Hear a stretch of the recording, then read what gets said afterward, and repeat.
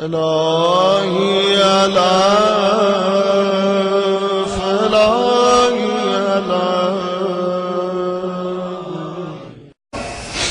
I need to give a small little reminder for us, inshallah. Tonight is the third Thursday night of the month of Ramadan. There's not too many more left. Before we know it, the month of Ramadan has come to an end, and the opportunity that Allah subhanahu wa ta'ala had provided for us would be over with.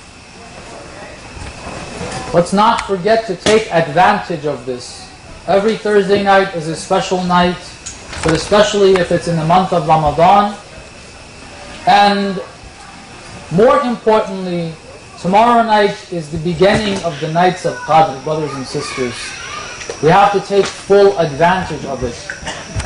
We will be very, very unfortunate if these 3 nights are over with and we haven't been able to take advantage. We haven't been able to change ourselves. We haven't been able to have Allah subhanahu wa ta'ala plan out our next year in a way that will be beneficial to us. In a way that sin and abstaining from sin would be easy, and fulfilling our obligations to Allah subhanahu wa ta'ala would be easy as well. Because that's what we bring upon ourselves. If we take advantage of these nights, if we make sure we make a change in our lives on these nights, not just come and ritualistically recite the du'as, but try to actually make that have an impact on our hearts. When we do that du'a Jawshan Kabir, it's not just to finish it, it's not just to say those words and that's it. We could say those words 50 billion times, they may make no sense and have no effect on us. It's not a contest of who can recite it more correctly and how quickly you can do it, how quickly we as a group can do it. We should try to think about those meanings. Try to ponder, try to make that have an impact on our hearts. When we have the other du'as, which I hope we are able to do, if not as a group, as individuals, try to do du'a Abu Hamza al-Thumari. That's for the time before Fajr time, which is a great time. It's a very, very blessed time, brothers and sisters. If we lose that opportunity and we just use it to eat and drink, then we've lost the opportunity of this month. Try to do that dua. There's a lot of different things to prepare our mindset. When you wake up tomorrow, make sure you get enough sleep. You know, the lady Fatima Zahra Salamullah alayha, when the nights of Qadr would come, this would be so important that she would plan out, according to reports, how to have the day, how to have the children interact, what type of a schedule they have during the day, so they can stay up. And these were little children. You know, her children were very small, 4, 5, 6 years old. And she would have them take a little more rest during the day. Then at night, she would take and do whatever she could to keep them up as long as possible. So try to plan your day out, get some rest. There's a ghusl before Maghrib, try to do that. It prepares the mindset. When you come, know that it's a special night. Know that it's not just like all the other nights, so you can benefit from it. Otherwise you come and chit-chat and do whatever you did all the other nights. This is a special night. And let's try to do some of these supplications, and we ask Allah subhanahu wa ta'ala that He helps us be able to do the a'mal in a way that would impact our hearts to help us change our lives, inshallah. Recite a salawat, please.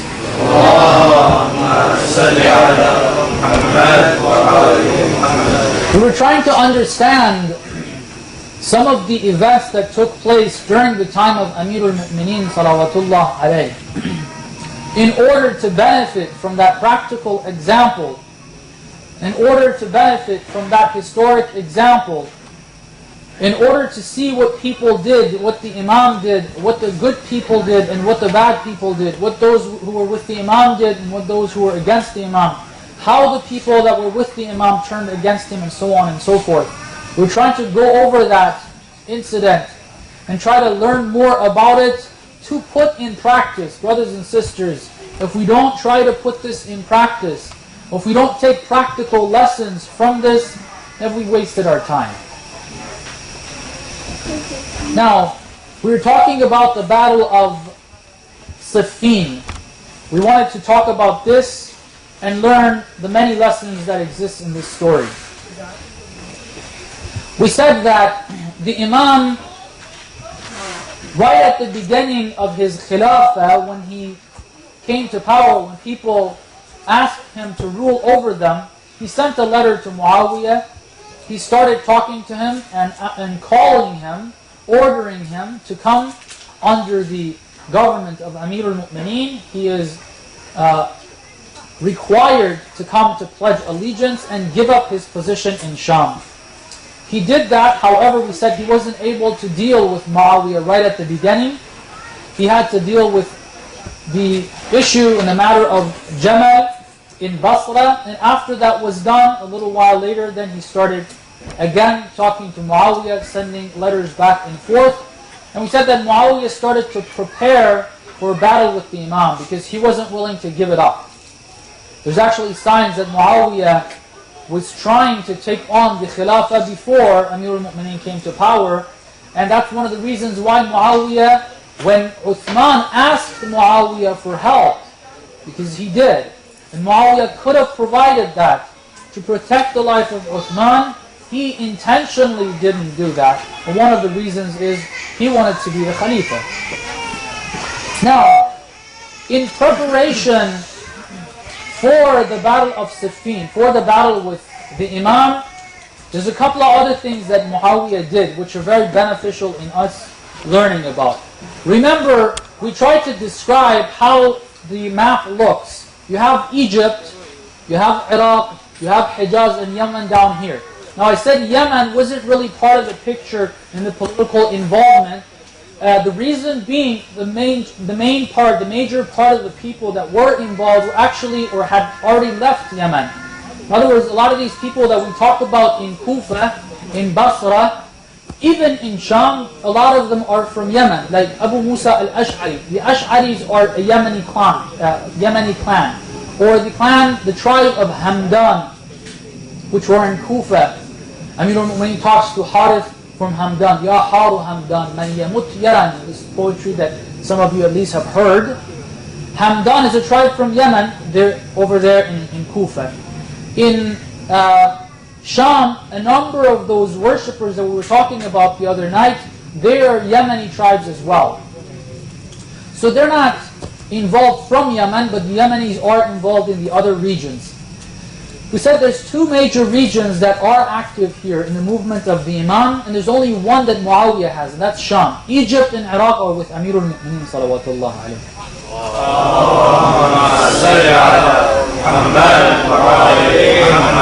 Now, in order to prepare people in Sham to come and fight Amir al-Mu'mineen, to make it a battle that he would feel like he can win, he couldn't deal with this entire region. If they would have attacked, if Amir al-Mu'mineen had forces coming from Iraq, from Egypt, from Hijaz, Muawiyah would definitely stand no chance. So what did he do? Amir al-Mu'mineen sallallahu alayhi sent a person to Egypt as the governor. His name is Qais ibn Sa'd ibn Ubadah. Some of you may have heard the name. Sa'd ibn Ubadah was one of the companions of the Holy Prophet in Medina. He was one of the Ansar, one of the very noble companions of the Holy Prophet. However, he made one big mistake. Very, very big mistake. I don't know how many of you have heard this. The sad news of Saqifa is that actually it wasn't the first two Khalifa that set up Saqifa. Did you know that? It wasn't Umar and Abu Bakr that set up Saqifa.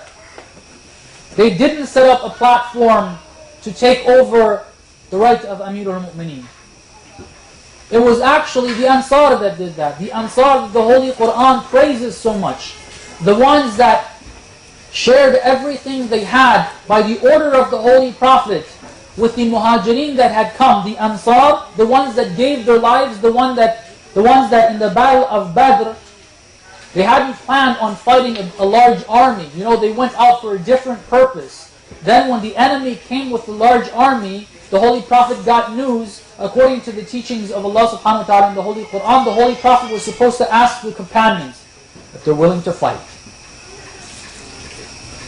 Some of the Muhajirin, the first Khalifa, the second Khalifa, they stood up and said, we don't stand a chance, let's go back to Mecca. Some of the Muhajirin, like Qadar, stood up and encouraged the believers to fight. And then some of the Ansar stood up and said, O Prophet of Allah, I think you're talking to us. They were the majority. The Ansar were the majority. They said, we pledged allegiance to you. We said, whenever you say fight, we will fight. And therefore we're behind you. We're willing to fight. The people of Badr, which have been praised, they were Ansar. A good number of them were Ansar. A good number of them were Ansar. In Medina, the people that helped out were the Ansar.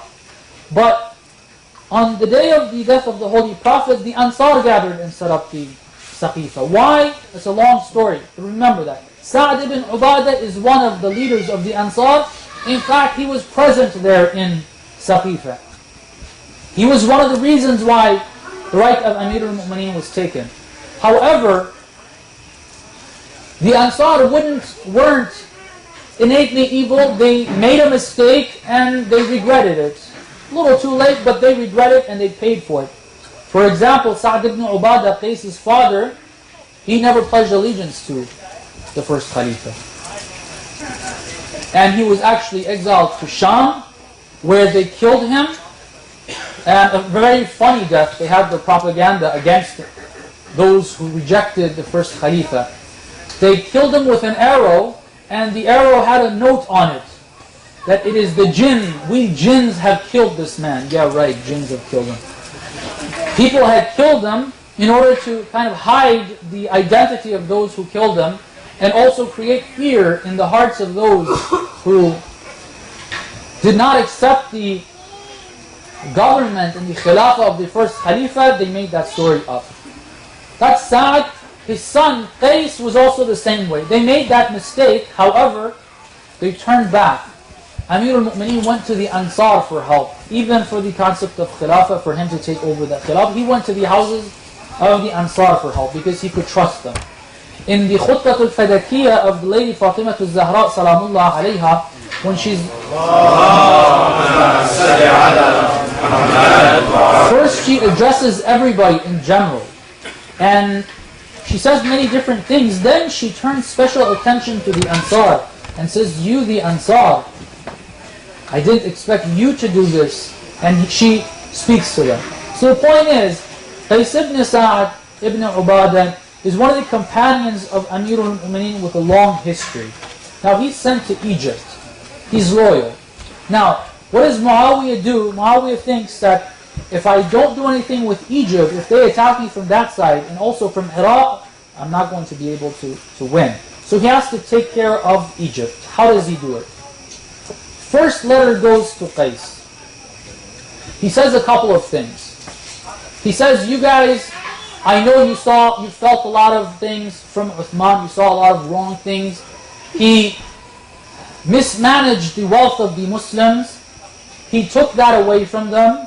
He put the younger people of his tribe, just because they were his relatives, in power. He did that and caused a lot of corruption. But he didn't deserve to be killed, and you know that.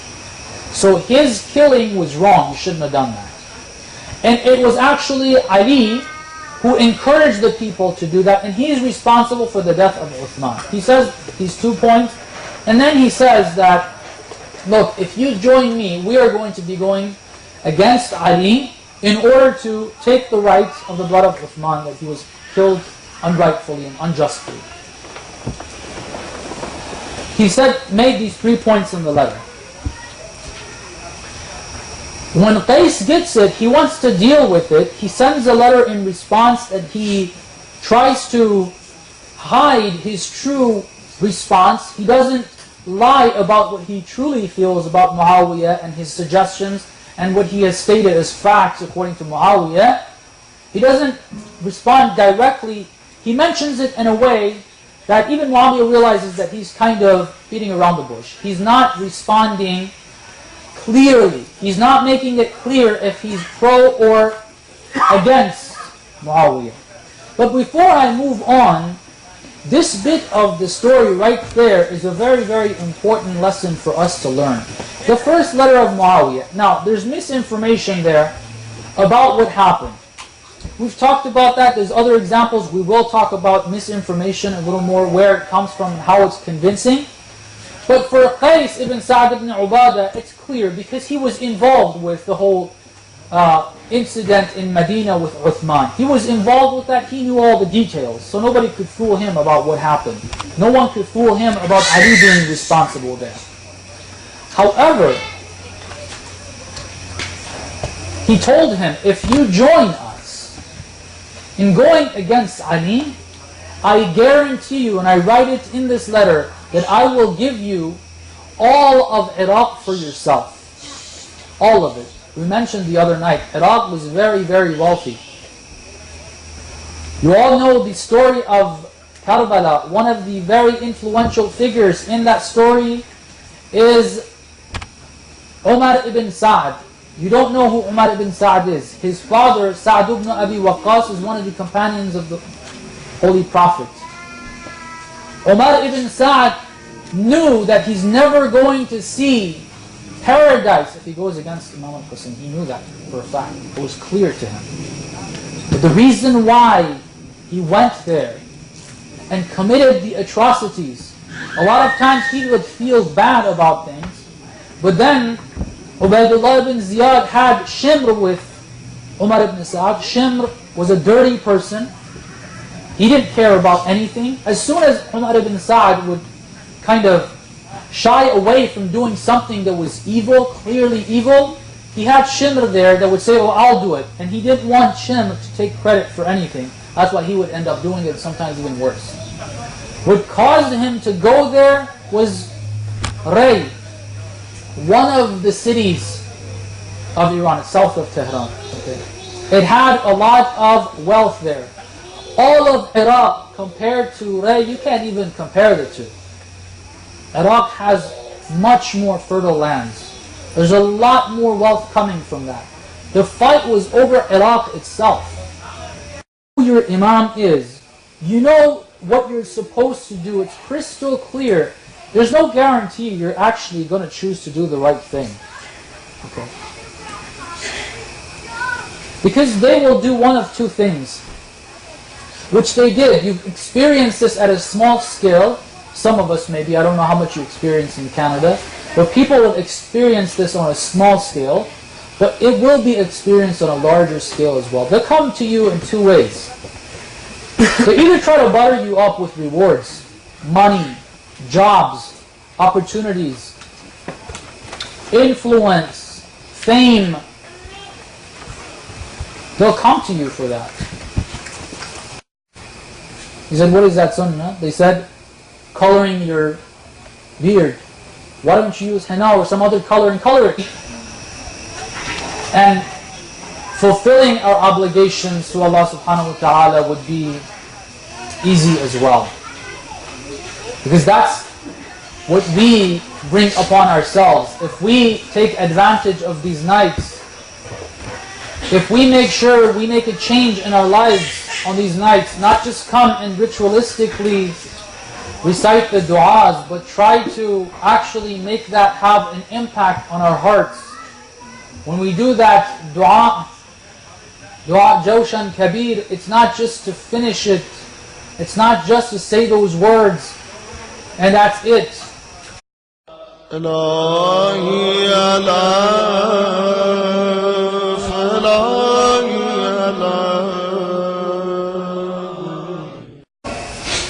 I need to give a small little reminder for us, inshallah. Tonight is the third Thursday night of the month of Ramadan. There's not too many more left.